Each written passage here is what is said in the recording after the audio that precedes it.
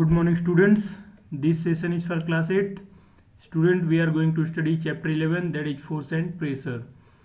Student, we have already completed chapter 8 in last sessions, and then we have completed this chapter, that is chapter 11, by using PPT. Okay. Some of the students says that there is some problem in studying the NCERT book. The text given in NCERT book is quite difficult, so I am going to explain this chapter by using the text given in NCERT book. So let us start with this topic, that is force and pressure. This is very important topic, and this one is related to the physics. So let's see what is this. So you can see here in class 7 you have learned how object move. Okay, so in class 7 you have learned something about force. Do you recall how we can decide whether an object is moving faster than the other, and what does the distance moved by the object in unit time indicate? Okay, so these are questions. I hope you know answer. If you don't know, I am going to explain you. So in class 7th you know about how an object can be moved faster than other objects, okay, and how it can move distance in unit time. So let's see. You also know that a moving object like ball rolling on ground slow down. So student, you know that if a ball rolling on a ground, after some time its speed is slows down, and finally it will be in rest.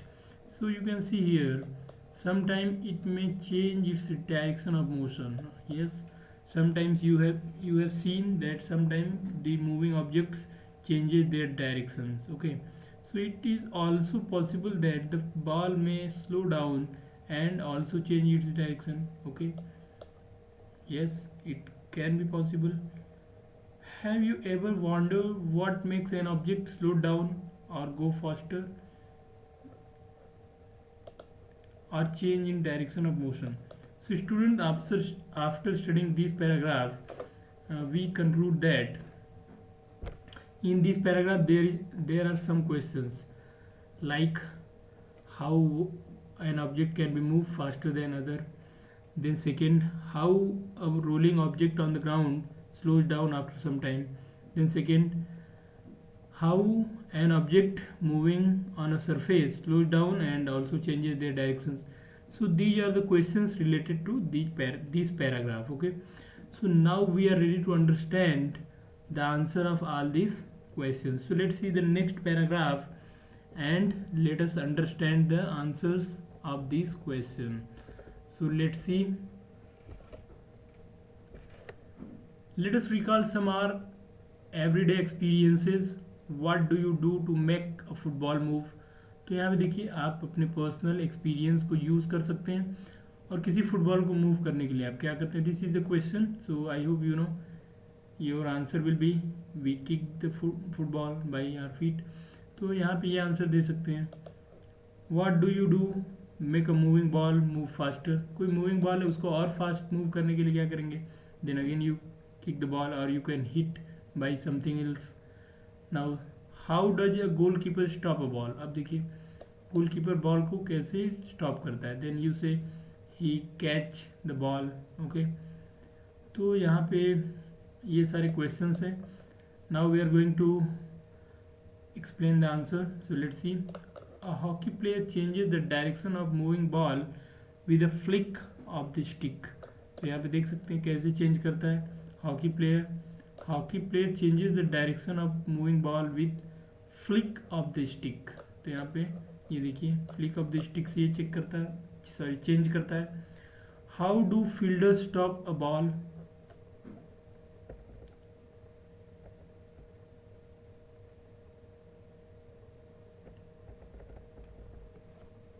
Bye a batsman. So in all these situations the ball is either made to move faster or slower or direction of the motion is changed. तो इन सभी जितने भी questions हैं इसमें या तो ball की जो स्पीड है उसको इंक्रीज किया गया means either made to move faster और स्लोअर, या तो उसकी स्पीड को कम किया गया है, और its direction of motion is changed, या तो उसकी डायरेक्शन ऑफ मोशन को चेंज किया गया है। ठीक है, तो यहाँ पे लिख सकते हैं, या फिर यहाँ पे आप बोल सकते हैं, we often see that a force has been applied on a ball when it is kicked. तो अब देखिए जो मोस्ट इम्पॉर्टेंट पॉइंट है इस डिस्कशन का वो यहाँ पे आ रहा है, and that is force. So we often see that a force has been applied on a ball when it is kicked. ठीक है, जब भी किसी बॉल को किक किया जाता है उस पर एक फोर्स अप्लाई होता है। ठीक है, पुश्ड, अगर पुश करते हैं तब भी फोर्स अप्लाई होता है। थ्रोन और फ्लिक्ड, फेंका जाए या फिर फ्लिक किया जाए, हर कंडीशन में क्या अप्लाई होता है, एक फोर्स। ठीक है, what is a force, now question is what is a force. अब हम लोग यहाँ पे जानने जा रहे हैं फोर्स होता क्या है। So let's see, what can it do, what can it do two bodies on which it is applied. तो जिन बॉडीज पे इसको अप्लाई किया जाता है वो क्या करते हैं। We shall seek answer to such questions in this chapter.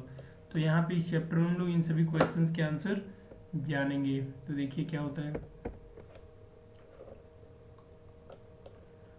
A force is a push और पुल। तो यहाँ पे देख सकते हैं क्या होता है force, action like picking, opening, shutting, kicking, hitting, lifting, flicking, pushing, pulling और often used to describe certain task.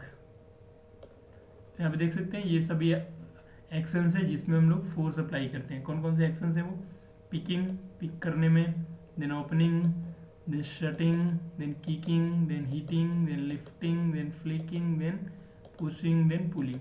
ये सभी ऐसे एक्शंस हैं जिसमें हम लोग फोर्स अप्लाई करते हैं। Each of these actions usually result in some kind of change in the state of motion of the object. तो यहाँ पे देख सकते हैं, each of these actions usually result in some kind of change in state of motion.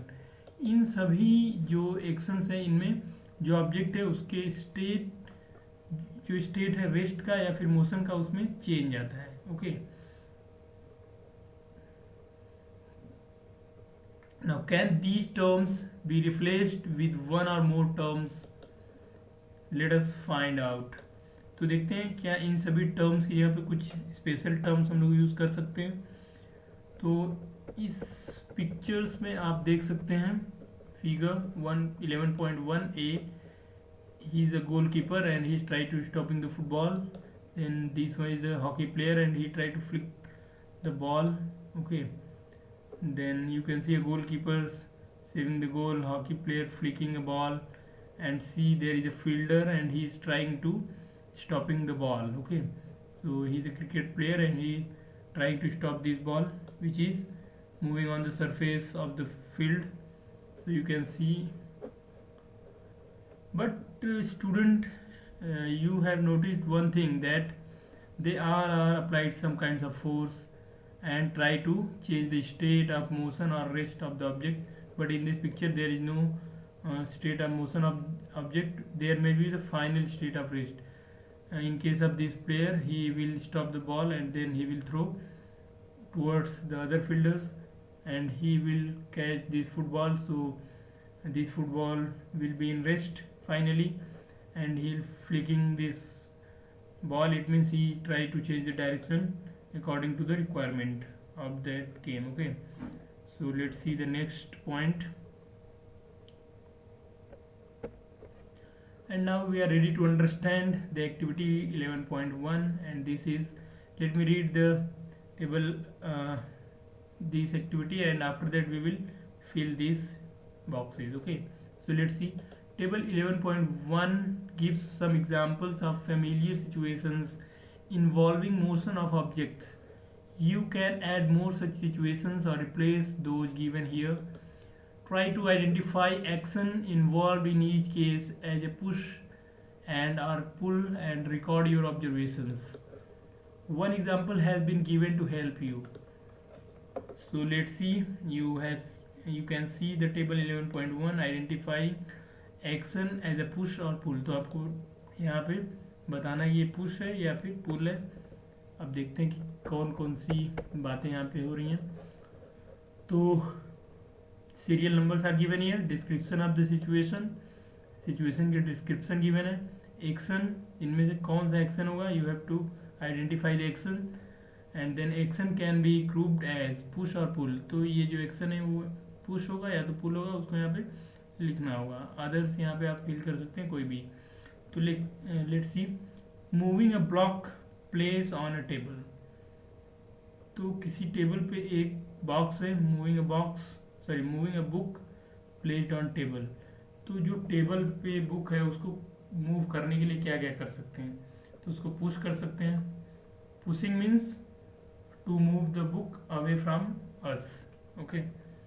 Then pulling, to move book towards the person who is applying the force. Lifting means ऊपर उठाना, ही lift the book. इनमें से और भी देखिए कुछ कर सकता है। थ्रो, बुक को थ्रो जनरली नहीं करते हम लोग।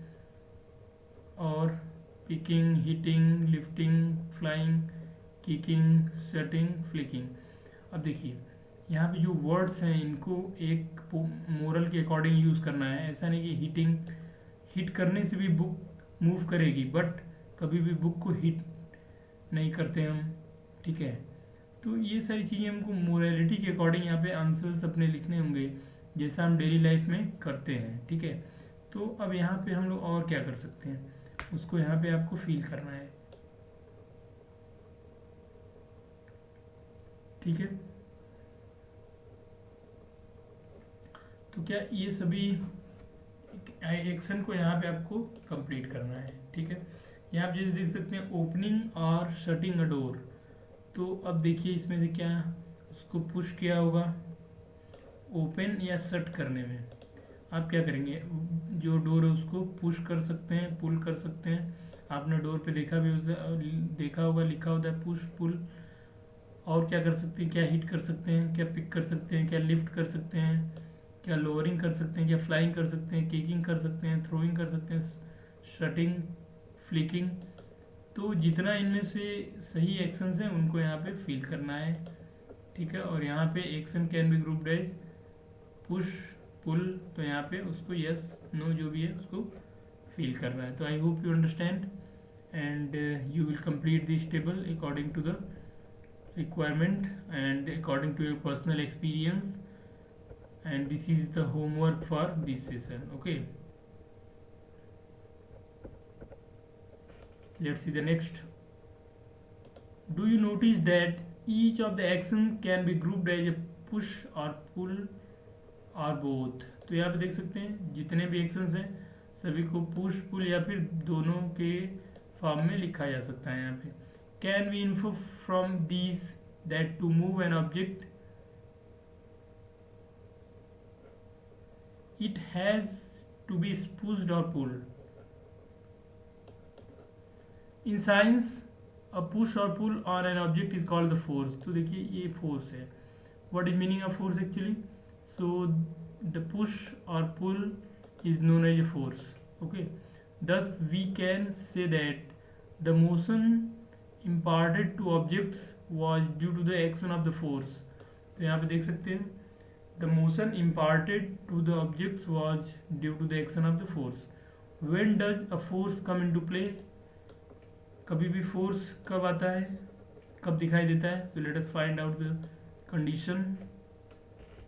और हमने प्रीवियस क्लासेस में क्या क्या पढ़ा है उसको देख लेते हैं यहाँ पे।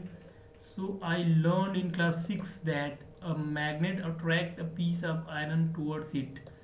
तो क्लास 6 में हो सकता है आपको याद हो, बट हमें लगता है कि सभी को पता होगा। ये तो एक बहुत ही बेसिक सी एक्टिविटी है, सभी को पता है मैग्नेट क्या होता है और सभी को पता है आयरन नेल क्या होता है। तो आपको पता है एक मैग्नेट आयरन को अपनी तरफ अट्रैक्ट करती है, ये सभी को पता है और ये आपने क्लास 6 में पढ़ा हुआ भी है। तो यहाँ पे देख सकते हैं आई लर्न, या हम यहाँ पे लिख सकते हैं we learn in class 6 that a magnet attract a piece of iron towards it। is attraction also pull? तो यहाँ पे देख सकते हैं क्या अट्रैक्शन भी एक पुल माना जाएगा?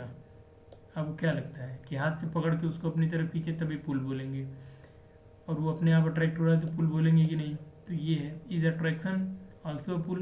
What about repulsion between similar poles of the two magnet? Is it a push or pull? तो यहाँ पे देख सकते हैं कि जब अनलाइक पोल्स होते हैं मैग्नेट के तो वहाँ पे अट्रैक्शन होता है और लाइक पोल्स में repulsion.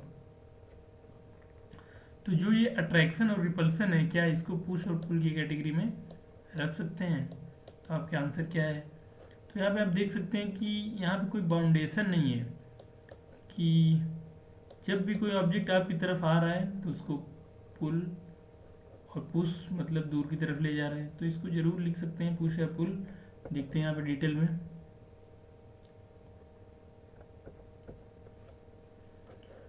So let's see, forces are due to an interaction. So let's see what is this. Suppose a man is standing behind a stationary car. Will the car move due to his presence? तो यहाँ पे देखिए ये person है, ये इस car के पीछे खड़ा हुआ है, क्या ये कार इसके खड़े होने से मूव करेगी? This is the question. Suppose a man is standing behind a stationary car. Will the car move due to his presence? ये क्वेश्चन है। अब इसका बेसिक आंसर आपको भी पता है, no. Suppose the man now begins to push the car. अब person जो है कार को पुश करना स्टार्ट कर रहा है, क्या होगा? यहाँ पे देख सकते हैं आप। Suppose the person or man now begins to push the car. That is, he applied a force on it and the car may begin to move in the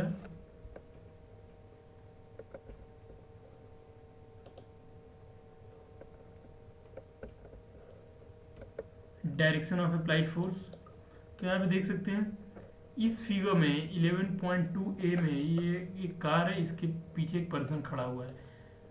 अब इसके खड़े होने से तो ये कार नहीं चलेगी, ड्राइवर जो इसमें बैठा हुआ है ये ड्राइव नहीं कर रहा, अभी ये बैठा हुआ है बस, ठीक है। इंजन इसका चल नहीं रहा है, अभी सब रेस्ट में है, तो उस केस में इसके खड़े होने से ये कार नहीं चल रही है।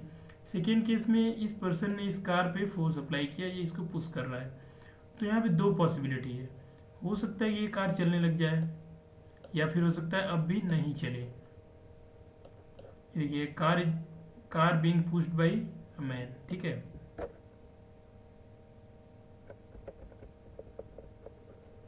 तो यहाँ पे देख सकते हैं, note that the man has to push the car to make it move. अब यहाँ पे देखिए 11.3 में हु इज पुशिंग हुम, इसमें कौन किसको पुश कर रहा है, यहाँ पे ये क्वेश्चन है। तो यहाँ पे देख सकते हैं, note that man has to push the car to make move, person को कार को मोशन में लाने के लिए पुश करना ही पड़ेगा, ठीक है। और इसमें कौन किसको पुश कर रहा है, दोनों ही पुश कर रहे हैं एक दूसरे को या फिर पुल कर रहे हैं। तो यहाँ पे देखिए 11.3 shows 3 situations that may be familiar to you। यहाँ पे 3 situations हैं जो कि हमने पर्सनल एक्सपीरियंस किया होगा। देखते हैं, can you decide who is pulling and who is pushing in these cases. कौन इसमें पुश कर रहा है कौन पुल कर रहा है, इनको यहाँ पे ढूंढना है फिगर 11.a और 11.b में, ठीक है। तो देखते हैं, यहाँ पे देखिए हु इज पुलिंग हु, इस फिगर में भी देख लेते हैं। The pair of girls in 11.3b are trying to pull each other, ये देखिए दोनों ही एक दूसरे को पुल कर रहे हैं, ठीक है। Similarly the cow and the man 11.3c appear to pull each other. और यहाँ देखिए ये काउ और ये मैन, ये दोनों एक दूसरे को अपनी तरफ खींच रहे हैं, so they are trying to pull each other.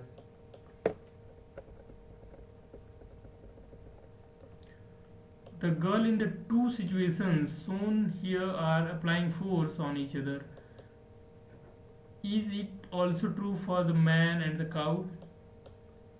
तो यहाँ देखिए इन सभी फिगर्स में ये जो गर्ल्स हैं और ऊपर फिगर 11.b में ये जो गर्ल्स हैं और इसमें ये सभी एक दूसरे पे फोर्स अप्लाई कर रहे हैं, ठीक है।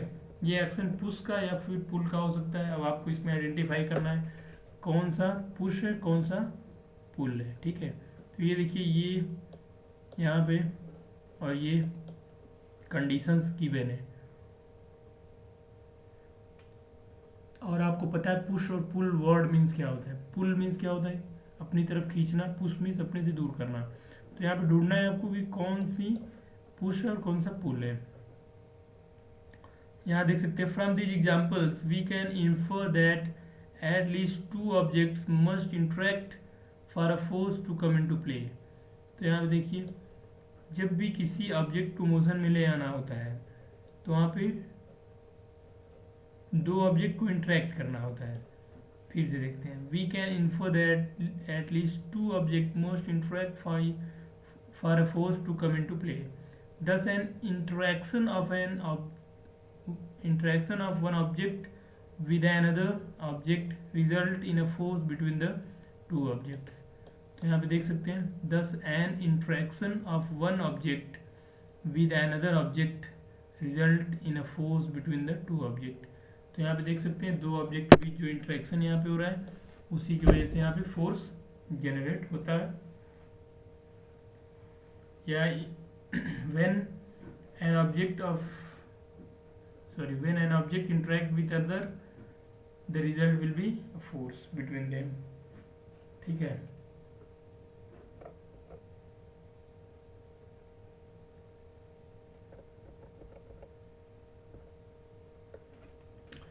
यहाँ पे आप देख सकते हैं 11.3 exploring forces. So let us try to learn more about forces. Activity 11.2 देखते हैं। Choose a heavy object like a table और box which you can move only by pushing hard. Okay, I hope you understand the text is in very simple language. Okay, so choose a heavy object like a table or box which you can move only by pushing hard. Try to push it all by yourself. Okay, can you move it? Now this is the question and this is your personal experience. If you have very heavy box then yes it is very difficult to move the box, so your answer may be no. And if it is quite less weighted then you can say yes, by pushing hard it starts motion. So it depends on the situation, so you can give an answer of this question by your personal experience. But if box is very weighted, very high weighted, it is very difficult to push the box. Okay, so now ask one of your friend to help you in pushing in the same direction. So अभी देखिए suppose you are unable to push the box by yourself. Okay, so you can take help of your one of the friend. So in this case you can see it is easier to move it now. तो जब आपके friend ने भी आपकी side से ही force लगाना start किया, मतलब he started pushing in the same direction like you, so the box start its motion in some direction. So can you explain why ऐसा क्यों हुआ? So let us see explanation. Now push the same object but ask your friend to push in from the opposite side. अब देखिए यहाँ पे जो situation है वो चेंज हो गई। फिर से आपने अपने फ्रेंड से हेल्प तो लिया है बट वो अपोजिट साइड से पुश करने लग गया, तो क्या होगा? फिगर 14.b देखते हैं। ये देखिए यहाँ पे दोनों ही स्टूडेंट्स एक ही डायरेक्शन से पुश कर रहे हैं, ऑब्जेक्ट इधर मूव कर रहा है बट आपका फ्रेंड इस डायरेक्शन से पुश करने लग गया, तब क्या होगा? Does the object move? क्या ऑब्जेक्ट मूव करेगा? If it does note the direction in which it moves. If yes, अगर इसने मोशन किया तो हमें चेक करना है कि कौन से डायरेक्शन में ये मोशन कर रहा है। Can you suggest which one of you is applying a larger force? तो यहाँ पे गेस करना है कौन ज्यादा फोर्स अप्लाई कर रहा है, ग्रेटर। तो यहाँ पे देख सकते हैं ये जो फिगर है वो है two friends pushing a heavy loaded box in the same direction and they are pushing the same box in opposite direction. Okay, so have you ever seen a game of tug of war? Game तो सभी देखा ही होगा, I hope आप सभी ने इसको enjoy भी किया होगा। So game is tug of war. In this game two teams pull at a rope in opposite direction. यहाँ पे देखिए गेम के बारे में आपको पता ही होगा, बट फिर भी हम बता देते हैं। There are two teams and they try to pull a rope in opposite directions. अभी फिगर में देखते हैं। And members of both the teams try to पुल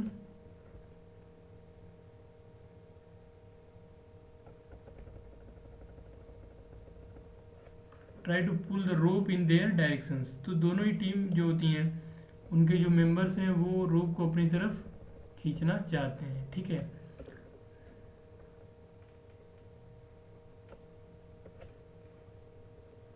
तो यहाँ पे देख सकते हैं द रोप में not move if the two teams pull at with equal forces. तो यहाँ पे देख सकते हैं ये 3-3 की टीम है, ठीक है, और ये दोनों ही टीम जो है अपनी तरफ इस रोप को खींचना चाहते हैं, और ये बीच में एक मार्क बना हुआ है, ये जिसकी तरफ जाएगा वही विनर बन जाएगा, ठीक है। और भी डिफरेंट टाइप के रूल्स हो सकते हैं यहाँ पे, बट यहाँ पे देखिए ये जो है ये किसी भी डायरेक्शन में नहीं गया।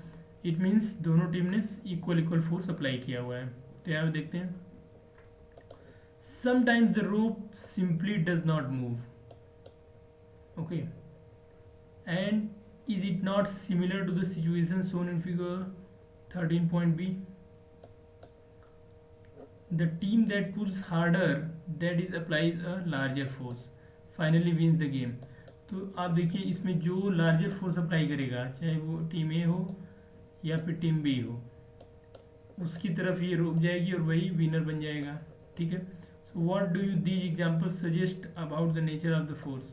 तो इन सभी जो एग्जाम्पल्स हैं इनसे फोर्स के नेचर के बारे में हमको जो भी इंफॉर्मेशन मिलती है अब हम उसको एक्सप्लेन करेंगे, उसके बारे में समझेंगे। तो लेट्स सी क्या होता है।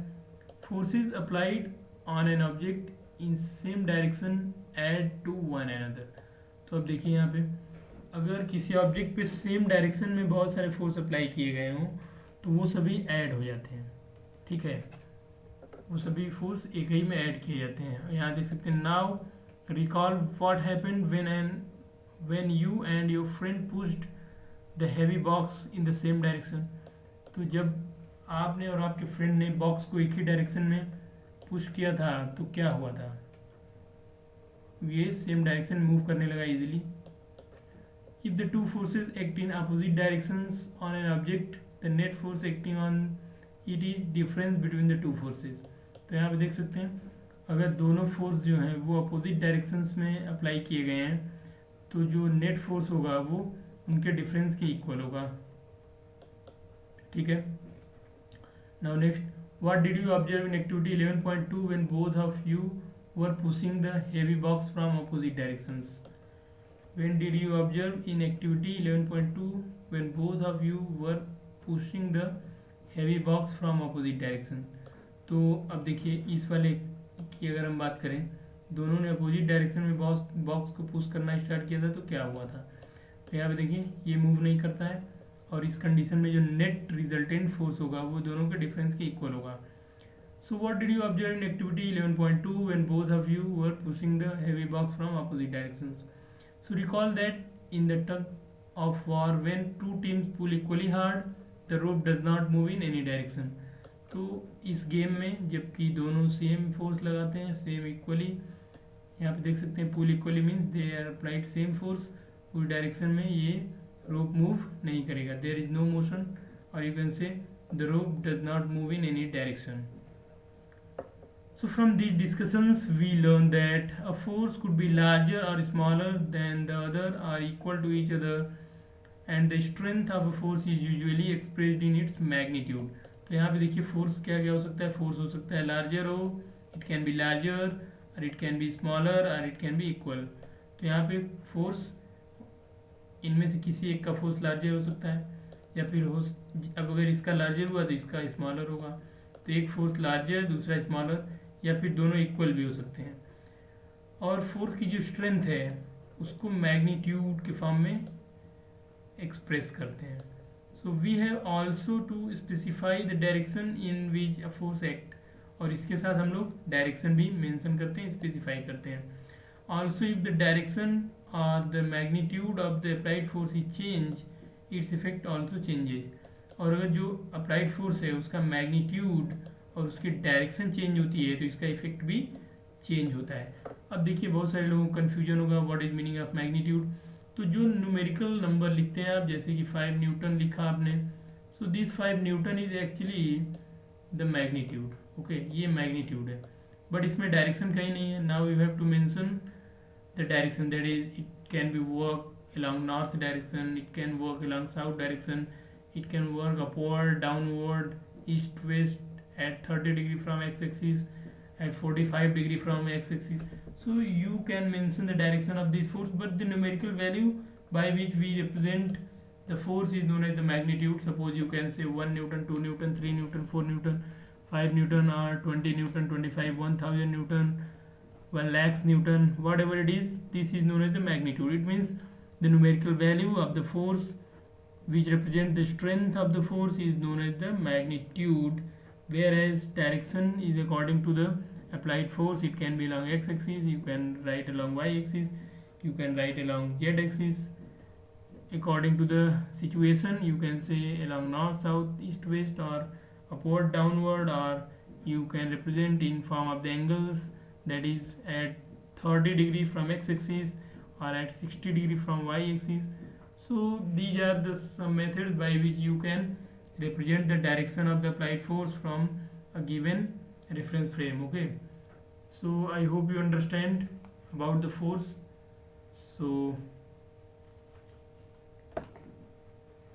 let's see.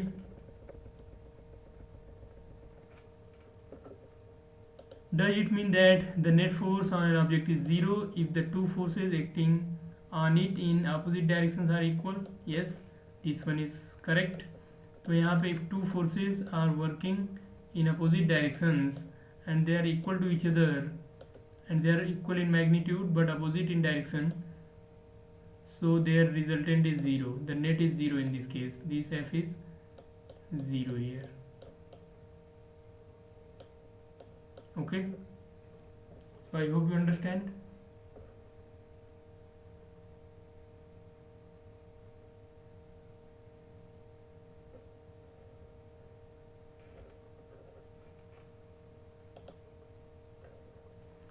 So students, thank you for watching this session. I hope you understand the concept of force. We will discuss the next topics in next session. Okay, thank you for watching.